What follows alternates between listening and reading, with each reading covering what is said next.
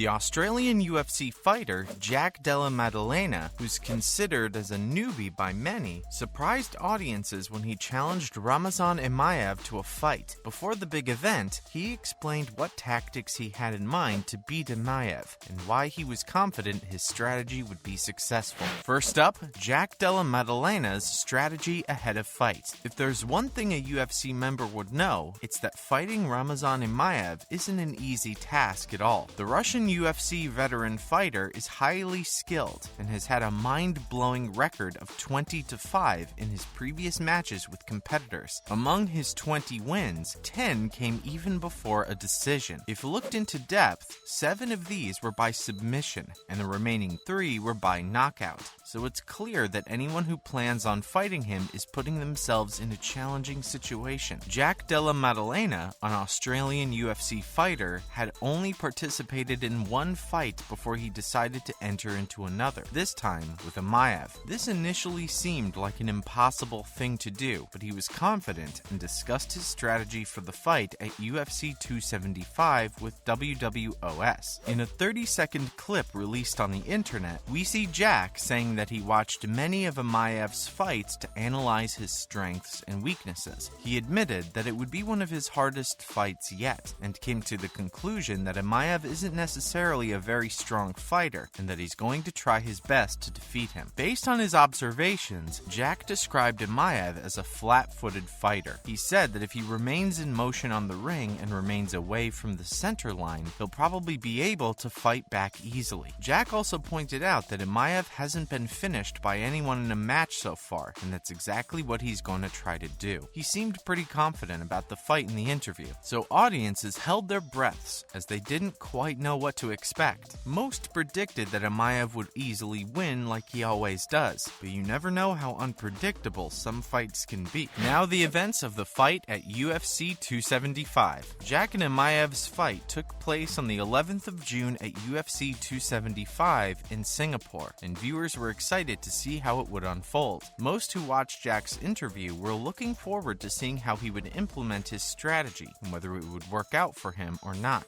It seemed as if people were generally on Chimaev's side, and they certainly had no idea what was in store for them. The fight started off with Jack blowing a full body shot to Chimaev, along with some punches immediately afterward to weaken him. This resulted in the referee interfering to help Chimaev, giving Jack a few moments to rest as well. Audiences were astonished to see that Jack had managed to take the lead in the first round of the fight. Jack persisted and gave the fight his all. Somewhere in the second round, Chimaev managed to trap him in an anaconda choke position, but luckily, Jack overcame that as well and came free momentarily. Then, Jack suddenly took the lead again as he punched Chimaev several times with all his might. Eventually, it was a hook to the midsection that exhausted Chimaev, and he fell to the ground. This was enough for the referee to stop the fight, declaring Jack as the winner. Viewers were left astounded because they didn't expect Jack to beat Chimaev at all. It was certainly a very unexpected win. Now, the extent to which Jack's strategy worked. Later, many people realized that the strategy Jack had explained before the fight in an interview was a key determinant of his victory. It proved to be a lesson for other fighters that strategic planning before fights proves to be quite helpful. It was definitely very wise of him to assess Chimaev's weaknesses and deliver blows within the first round to bring him down. Starting off easy would have probably hindered him from doing so. Jack assessing Chimaev as flat-footed also benefited him greatly because it enabled him to take the necessary steps to fight back easily. Otherwise, he probably would have been confused because Chimaev is, after all, a fierce competitor as well. We believe Jack's confidence, which was evident while he explained his strategy, also led him to win the fight. If it were another fighter, he probably would have panicked at the thought of facing such a skilled fighter, but Jack didn't let the inexperience get the best of him and gave the fight his all. Jack is now at 2-0 in his fighting career at UFC. It's so impressive that he's only participated in 2 fights so far and won both, one of which was with a fighter as experienced as Chimaev. After the fight, he announced that he's looking forward to facing the toughest possible competition that he can get. Some people may may think of this as overconfidence, but after such a promising victory, we think Jack truly is ready for anything that comes his way.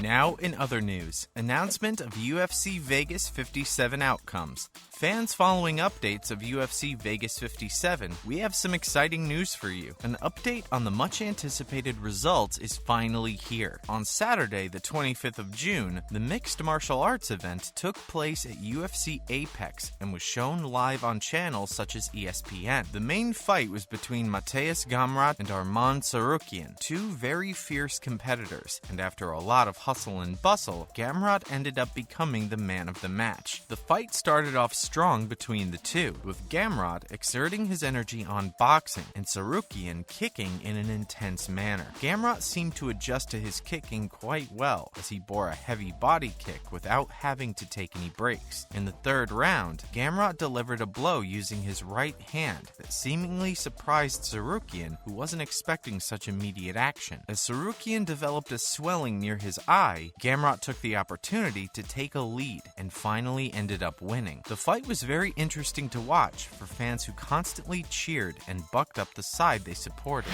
Next, Adrian Yanez reveals he wants to fight Sean O'Malley after his big win. Adrian Yanez cemented his status as one of the most bold fighters in MMA last week when he went through Tony Kelly to open his primary card at UFC Austin. The success moved the boxer's record to 12-3 and stretched out his series of wins to 9 battles. Yanez's success over Kelly created ever more hype among audiences after Yanez hit Kelly with 2 full birds, which came as a shocking surprise to him. The action was a response to Kelly's last appearance close to an octagon. As Kelly was seen with his girlfriend Andrea Lee, he was overheard calling her rival a dirty Brazilian and Brazilian fighters as cheaters. Yanez's win earned him a considerable amount of fans. In an interview with TMZ, he was asked what he'd like to do next. He revealed that he was interested in a fight with Sean O'Malley, and it's obvious to everyone how intense that would be. Now, we're not sure if this will actually happen because Sean's apparently fully booked. We also don't know whether he'll agree to it or not, but if he does, it's going to be an interesting duel to watch for sure. In addition to Sean O'Malley, Yanez also said that he'd be interested in fighting Frankie Edgar. Frankie is known as the previous lightweight champion at UFC. Now, that's another daring suggestion made by him. Let's see whether it works out for him or not. And now, boxer Sam Abdulrahim, shot 5 times in the chest and stomach, and bleeding behind the wheel of his luxury Mercedes, he was able to make a desperate getaway, speeding past his attackers after they gunned him down. The injured man rushed to the police for help, pulling into Faulkner Station. Officers found him slumped behind the wheel of his car before noon on the 26th of June, 2022. Carried onto a stretcher and into an ambulance, the man was identified as professional boxer Sam Abdulrahim, also known as the Punisher, and now in the biggest fight of his life. The former Mongols gang member was ambushed by a car of masked gunmen as he left his cousin's funeral this morning. 2 other men were also inside his car at the moment. Seconds after pulling the trigger, the shooters fled, but smashed into a pole and fire hydrant on Sydney Road soon afterward.